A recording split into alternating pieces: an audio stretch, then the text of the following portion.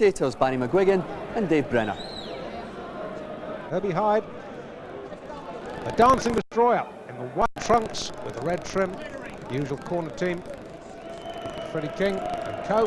James Pritchard from Louisville, Kentucky in the scarlet and gold. Round one.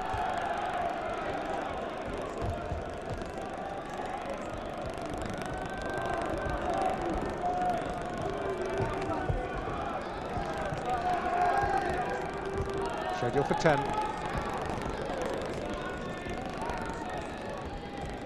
Referee is Mike Jacobs of Great Britain. Yeah, I'm sure on this occasion Hyde will try to hold a bit in reserve. And against Peterson, he tried to go out there and bomb him out in the first 2 rounds, and when it didn't work, he had to call on all his reserves and his boxing ability to sort of save himself and then get his act together in the late stages in the fight and put Peterson out with a fabulous flurry of punches. Now, against Pritchard, he's going to obviously feel his way very carefully, try all the shots and just take it as it comes. He will have learned a great deal by the Peterson performance. Pritchard was somewhat dismissive of Hyde earlier in the week. Oh, beautiful right hand. And Legs the are American going, forced to hold. He was badly hurt by that shot. It was a good shot. Well, if he was dismissive before the fight, well, Hyde can dig a little bit now. He said Hyde has fought 18 bums. He don't fought anybody as good as me. Well, that's true. It's interesting that he was knocked out by Waring in the first round, which would indicate that he doesn't like guys with speed over him. Against the bigger, lumbering heavyweights, he's able to handle them. But against the cruiserweight, that's just a little bit more agile. And let's be honest, Herbie's not the biggest of heavyweights, and he's more like a cruiserweight. Well, that's right. I think Waring bombed him out in under 40 seconds. So the slightly smaller guys can hit him quicker, and Herbie's pummeling him at the moment. He's really giving him a tanking. This is a good opening round for the WBC International Heavyweight Champion from Norwich in East Anglia. Yeah, he's completely on top here. He felt him out for the first sort of half minute and just started opening up. He's just got to be careful. This guy's a big, solid puncher, as you said, David. Out of his wins, he's had 3/4 of them have ended inside the distance, so he's got to be careful, Herbie, and can't become complacent.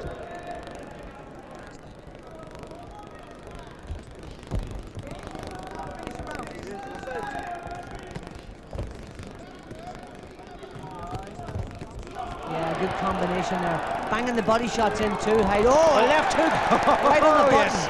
That's a good shot. And up without a count. Sort of hit him on the nose. Hit him on the nose and the sort of side of the face, but it was a good shot. There's no doubt about that. This is one good opening round for Hyde. Remember, this man Pritchard took Gary Mason 9 rounds.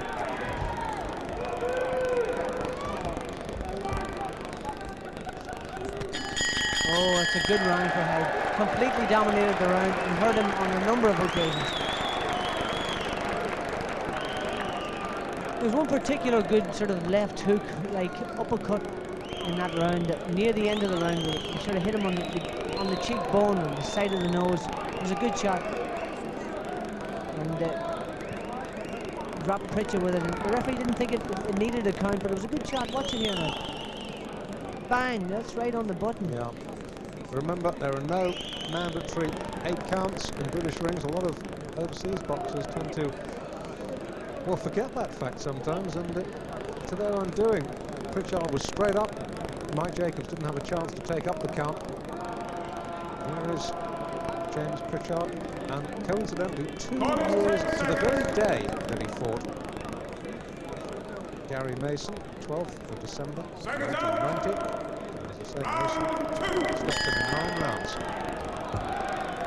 That is the yardstick by which I'm sure all the ringside pundits will judge Herbie Hyde's performance tonight. Don't forget, coming up, the main event, Ben v. Piper.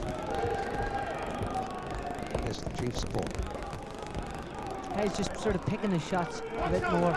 And, you know, defend yourself at all times.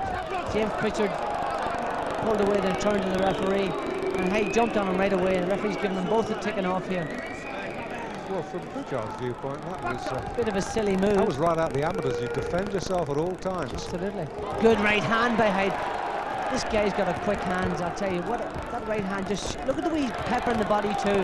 He's picking his shots well here. This guy's not going to last. Down, right uppercut. The right what uppercut. A shot right on the button. Right on the button. This is not going to last much longer. Referee mightn't allow him to continue. Mike Jacobs having a very careful look. Giving him the benefit of the doubt. This is going to be over in this round. Absolutely. This round, it's going to be all over, yeah. and he's down and out again. That's the end of the fight. That's it, all over. It's all over. That is a good win for Herbie Hyde. And isn't he chuffed about it?